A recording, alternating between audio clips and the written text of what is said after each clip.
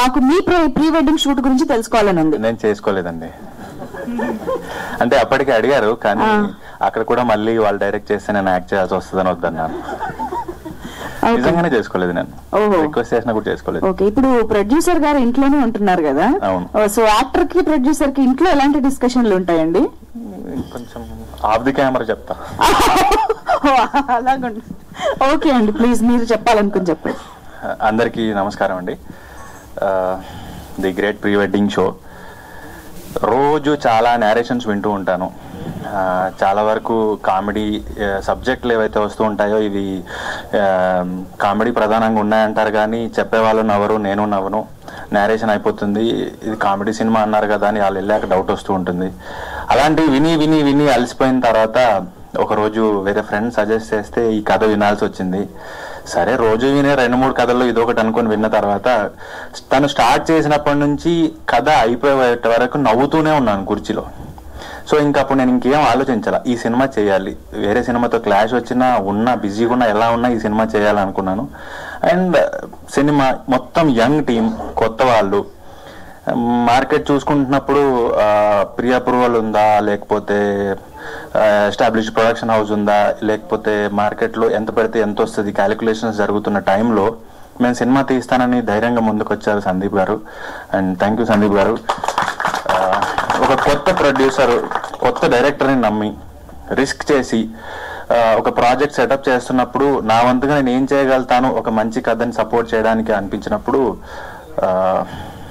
నేను remuneration తీసుకోకుండానే puppet show అని start చేసి అసోసియేట్ అయ్యాను. సో నేనేం ప్రొడ్యూస్ చేయలేదండి, నా డేట్సే ఇన్వెస్ట్ చేశాను. సో అలా అనుకోవచ్చు, కొలాబరేషన్ ఇది. సో ఎవరు దయచేసి నేను ప్రొడ్యూస్ చేస్తానని కథలతో మాత్రం రావద్దే. సంవత్సరానికి ఒక సినిమా, ఇది నా నమ్మకాన్ని నిలబెడితే సంవత్సరానికి ఒక సినిమా ఇలా రిస్క్ చేసి నేను డేట్ని ఇన్వెస్ట్ చేద్దాం అనుకుంటున్నాను. అండ్ ఈ సినిమాకి పనిచేసిన వాళ్ళందరూ కూడా సగానికి పైగా నా ఫ్రెండ్సే. జార్జ్ రెడ్డికి పనిచేసినప్పటి నుంచి సురేష్ బొబ్బిలన్నతో పరిచయం ఉంది, సోము ఫ్రెండే, ఆర్ట్ డైరెక్టర్గా పనిచేసిన ఫ్రెండే. అందరినీ ఒక్కొక్కరిని పోగు చేసి, అండ్ నేను నాటకాల రోజుల్లో జోగరావు గారితో, భాష గారితో వర్క్ చేసిన అనుభవం ఉంది వాళ్ళని తీసుకొని. అండ్ సర్ప్రైజింగ్గా ఏంటంటే రోహన్ తన 3 ఏళ్ళు 4 ఏళ్ళు ఉన్నప్పుడు మేము ట్రైన్ చేసేవాళ్ళం డ్రామా జూనియర్స్లో. వాడు రీటేక్ అడిగాడు, నాకు ఆ టేక్ నచ్చలేదు, నేను మళ్ళీ చేస్తానని. మోర్ దెన్ అన్ యాక్టర్ నాకు గురువుగా చాలా సంతోషం వేసింది. ఏంటి వీడు రీటేక్ అడుగుతున్నాడా, ఇంత పెద్దోడు అయిపోయాడు, ఆడికి ఒక క్లారిటీ ఉందని. So Rohan, all the best. And ఈ సినిమా గురించి చెప్తే ఎప్పుడు కూడా మేము అరకు వెళ్ళాం, ఇందాక చెప్పినట్టు పిక్నిక్ గా. నిజంగానే క్రెయిన్ వాళ్ళు, కెమెరా వాళ్ళు ఎప్పుడు వీలైతే వాళ్ళు సెపరేట్గా వంటలు చేసుకుని మేము ఈరోజు చేపలు వండుకున్నాం, ఈరోజు చికెన్ వండాం, మీకు ఏమైనా కావాలని అడిగేవాళ్ళు. అసలు షూటే వంటలే. మళ్ళీ బ్రేక్ దొరికితే మేము వెళ్ళి చిలగడ దుంపలు కాల్చుకోవడం వల్ల సరదాగా టూర్కి వెళ్ళిపోయేవాళ్ళం. ఇది షూట్ కంటే నిజంగా ఇది పిక్నికే.